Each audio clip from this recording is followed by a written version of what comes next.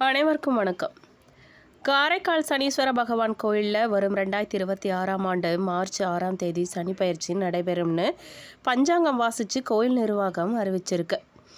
காரைக்கால் திருநள்ளாறில் உலக பிரசித்தி பெற்ற தர்பானேஸ்வரர் கோயிலில் தனி சன்னதியில் அனுகிரக மூர்த்தியாக சனீஸ்வர பகவான் அருள்பாலித்து வரார். இந்த கோயிலில் 2.5 ஆண்டுகளுக்கு ஒரு முறை சனிப்பெயர்ச்சி விழா நடைபெறும். நாட்டில் பல்வேறு பகுதிகளில் இருந்து லட்சக்கணக்கான பக்தர்கள் கோயிலுக்கு வந்து சனீஸ்வர பகவானை தரிசனம் செய்கிறது வழக்கமாக வச்சுருக்காங்க. சனி பயிற்சி விழா 2025 மார்ச் மாதம் நடக்கிறதா பல்வேறு கோயில்களில் சிறப்பு பூஜைகள்லாம் நடந்த நிலையில் இந்த கோயிலில் சனிப்பெயர்ச்சி விழா நடைபெறல. இந்த நிலையில் வரும் 2026ஆம் ஆண்டு மார்ச் 6ஆம் தேதி காலை 8:24 மணிக்கு சனி பகவான் கும்பராசியிலிருந்து மீனராசிக்கு பிரவேசிக்கிறார். இந்த தகவலை நிர்வாக அதிகாரி அருணகிரிநாதன் முன்னிலையில் சிவாச்சாரியார்கள் பஞ்சாங்கம் வாசித்து அறிவிச்சிருக்காங்க. சிவாச்சாரியார்கள் மற்றும் பொதுமக்கள் பலரும் இதில் கலந்துக்கிட்டாங்க. மேலும் சனி பகவான் சூரிய மண்டலத்தை சுற்றி வர அதிக நாட்களை எடுத்துக்குவாருங்க. அதாவது ஒவ்வொரு ராசியிலுமே உத்தேசமாக 2.5 ஆண்டுகள் வீதமாக 12 ராசிகள்லையும் ஒரு முறை வலம் வர 30 ஆண்டுகளை எடுத்துக்குவார். அதனால தான் சனிப்பெயர்ச்சி முக்கியத்துவம் வாய்ந்ததாக சொல்லப்படுது. சில சமயங்களில் 3 ஆண்டுகள் ஒரே ராசியிலையும் 2 ஆண்டுகள் ஒரே ராசியிலையும் கூட இருக்கிறது உண்டு. மேலும் சனி பகவானுக்கு யாரெல்லாம் பிடிக்காதுன்னு பார்க்கலாம் வாங்க. நமசிவாயா எனும் சிவமந்திரத்தை யாரெல்லாம் உச்சரிக்கிறாங்களோ அவங்கள சனி பார்க்கறதே கிடையாது. ஸ்திரவாரம் எனும் சனிக்கிழமை விரதம் இருப்பதும் சுதர்சன எந்திர வழிபாடு செய்கிறதும் சனிக்கு ரொம்பவே பிடிச்சமான ஒரு விஷயங்க. நவகிரகங்களில் கர்மகாரகன் என்று அழைக்கக்கூடிய சனி பகவான் கர்ம பலன்களை சரியாக தரக்கூடியவருங்கிறதாலும் தன் கடமையை சரியாக செய்கிறதாலும் ஈஸ்வர பட்டம் பெற்றவர் சனி பகவான். நம்மள பலருக்கு நவகிரகங்களில் சனி பகவான் என்றால் ஒருவித பயம் ஏற்படும். அதற்கு காரணம் அவர் ஓவர 30 ஆண்டுகளுக்கு ஒரு முறை ஜென்ம ராசியில் சஞ்சரிக்கும் போது 7.5 சனி உருவாகும். சனியின் தாக்கம் ஏற்படுத்தக்கூடிய காலத்தில் அவர் ஒவ்வொருவருடைய கர்ம வினைக்கு ஏற்ப நல்ல பலன்கள் அல்லது கெடு பலன்களை தரக்கூடியவராக இருக்கிறாரு. அண்ட சராசரத்தை ஆளக்கூடியவர் சிவபெருமான். அவருக்குரியது மந்திரமான நமசிவாய என்ற 5 எழுத்து மந்திரம் உச்சரிக்கிறவங்களை சனி பகவான் எப்பவுமே பாதிக்கிறது இல்லைங்க. சனி பகவானின் வாகனமான காகத்திற்கு அன்னமிடுபவர்களையும் பித்ருக்கடனை சரிவர செய்பவர்களையும் சனி பகவான் எப்பவுமே பாதிக்கிறது கிடையாது. அவர்களை கருணையோட பார்ப்பாரு. கருப்பு காரா பசுவின் பால், நெய், தயிர் ஆகியவற்றை வைத்து பூஜிப்பவர்களை சனி பகவானுக்கு ரொம்பவே பிடிக்குங்க. அவரை ரொம்பவே விரும்புவார். அப்படிப்பட்டவங்கள சனி பகவான் சோதிக்கிறதே கிடையாது. யாருக்கு சனி பகவானுடைய ஆசீர்வாதம் கிடைக்கும் அப்படின்னு கேட்டிங்கன்னா, இறை வழிபாடும் ஆச்சார சீலர்கள் அனுதினமும் சிவபூஜை செய்யக்கூடியவர்களை சனி பகவான் துன்பத்தை தரமாட்டார். அவர்களை பீடிக்கும் காலத்தில் பாவ மன்னிப்பு வழங்கி பாதுகாப்பார். எப்போதுமே தர்மத்தின் வழியிலும் சத்தியம் தவறாதவர்களையும் மனசில் மகாலட்சுமி நித்திய வாசம் செய்வா. அப்படி திருமகள் வாசம் செய்யக்கூடியவர்களிடம் சனி பகவான் திரும்பி கூட பார்க்க மாட்டார். சனிவாரம் ஸ்திரவாரம் என அழைக்கக்கூடிய சனிக்கிழமை விரதம் இருக்கிறவங்கள சுதர்சன எந்திரத்தை வழிபாடு செய்வதும் சனி பகவானுக்கு ரொம்பவே பிடிச்சமான ஒன்றுங்க. எள்ளெண்ணம் வைத்து துதிப்பவர்களை சனி பகவான் நெருங்கிறது கிடையாது. வலம்புரி சங்கு பதித்துள்ள இல்லம், வலம்புரி சங்கு வைத்து வழிபடும் இல்லம், சால கிராமத்தை பூஜிப்பவர்களை சனி பாதிக்கிறது கிடையாது. ஈசனின் அம்சமான ருத்ராட்சம் அணிஞ்சிருக்கிறவங்கள ருத்ரபிரியன் சனி பாதிக்கிறதே கிடையாதுங்க. சனி பகவானுக்கு பிடிக்காத விஷயம் என்ன அப்படின்னு கேட்டிங்கன்னா, உலர்த்தாத துணியை யார் ஒருவர் உடுத்திருக்காங்களோ அவரை கண்டாலே சனிக்கு ரொம்ப பிரியம். அதனால் அவர் நல்ல வெயிலில் உலர்த்தப்பட்ட ஆடைகளை அணியணும். உலர்த்தாமல் போட்டால் அவர் சோதிக்க ஆரம்பிச்சிடுவார். மேலும் சனி பகவானுக்கு எந்த ராசியை பிடிக்கும் அப்படின்னு கேட்டிங்கன்னா, காலபுருஷ தத்துவத்தில் 12 ராசிகள் அடங்கியிருக்குங்க. அதில் மகரம் கும்பராசியை சனி பகவான் அதிபதியாக இருக்கிறார். இருந்தாலும் கூட அவர் அதிபதிங்கிறதால இந்த ராசினருக்கு என தனிப்பட்ட வகையில் ராஜ வாழ்க்கையை சனி வழங்குறது கிடையாது. சனி பகவானின் பெயரே கர்மகாரகன், அதாவது கடமையை சிறப்பாக செய்யக்கூடியவருங்கிறதால தான் அதிபதியாக இருக்கும் ராசி என்றோ மற்ற ராசிகளுக்கு என தனிப்பட்ட முறையிலோ பலன்கள்லாம் தர்றது கிடையாது. ஒருவருடைய விதிப்படியும் அவருக்கு நடக்கிற தசா புத்திகளின் அடிப்படையிலும் கிரக கோள்சார பலன்களின் அடிப்படையிலேயே சனி பகவான் பலனை தருவார். கூடுதலாக 7.5 சனி காலம், அஷ்டம சனி, அர்த்தாஷ்டம சனி, கண்ட சனி நேரங்களில் சனி சற்று அதிகமாகவே அந்த ராசிகளை பாதிப்பார். சனி பகவானின் கெடுபலனிலிருந்து தப்பிக்க அல்லது குறைய முன்பு சொன்ன விஷயங்களை கடைபிடிச்சிட்டு வாங்க. மேலும் ஜோதிட சாஸ்திரப்படி 27 நட்சத்திரங்களையும் 12 ராசிகளையும் நவகிரகங்களையும் அடிப்படையாக கொண்டு தான் இயங்கி வருது. இதில் நவகிரகங்கள் ஒவ்வொன்றுக்கும் ஒவ்வொரு விதமான குணநலன்கள் மற்றும் காரகத்துவம் கொண்டு இருக்கும். அதில் சனிங்கிற வார்த்தையை கேட்டாலே எல்லாருக்குமே ஒரு பயம். அந்த அளவுக்கு நம்ம சனி பகவானை பார்த்து பயந்துருக்குறோம். ஆனால் உண்மையில் சனி பகவான் இந்த அளவுக்கு பயமுறுத்தக்கூடியவரான்னு பார்த்தா நிச்சயமாக கிடையாதுங்க. நாம் செய்யும் தவறுகளுக்கு தண்டனை தந்து நம்ம நல்வழிப்படுத்துகிறவர் தான் சனி பகவான்.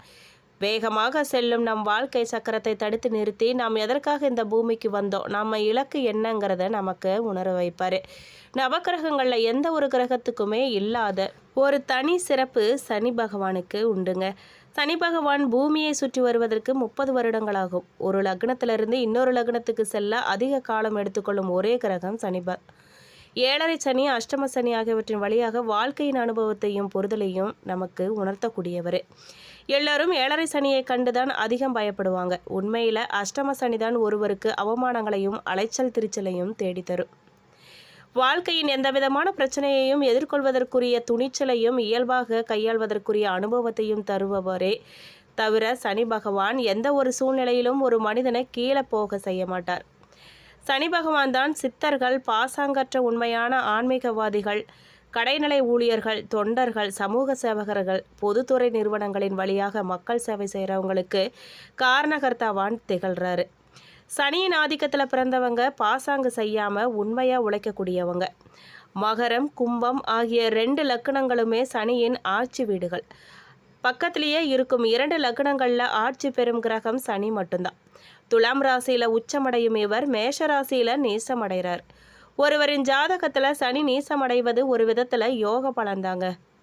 கடினமாக உழைப்பையும் அலைச்சலையும் தரக்கூடிய கிரகம். இவர் நீசமடைந்து பலமிழந்து போனால் அந்த ஜாதகர் சொகுசான வாழ்க்கை வாழக்கூடிய வாய்ப்பு பெற்றவராக இருப்பார். சனி நீசமாகி குருவன் பார்வை பெற்ற பலர் பெரிய கோடீஸ்வரர்களாக இருப்பதை நாம் பார்த்துருப்போம்.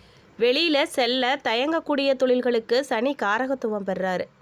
இதை தவிர கருப்பு தானியங்கள், பெட்ரோல், சினிமா போன்றவற்றுக்கும் சனி காரகத்துவம் பெறுறாரு. சனி வலு குறைந்திருந்தால் ஜாதகருக்கு ஆயுள் குறைவு ஏற்பட வாய்ப்பு இருக்குங்க. சனியின் வலுவு குறைந்து இருக்கிறவங்க திருநள்ளாறு சென்று சனி பகவானை தரிசிக்கலாம். சனி பகவானை தரிசிக்கும் போது ஓரமாக நின்று தான் அவரை தரிசிக்கணுங்க. நேருக்கு நேர் நின்று அவரை வணங்கக்கூடாது. சென்னையில் இருக்கிறவங்க பொலிச்சலூரில் இருக்கும் அகத்தீஸ்வரர் கோயில் சென்று சனி பகவானை வணங்கலாம். இந்த திருத்தலத்தை வட திருநள்ளாறுன்னு அழைக்கிறாங்க.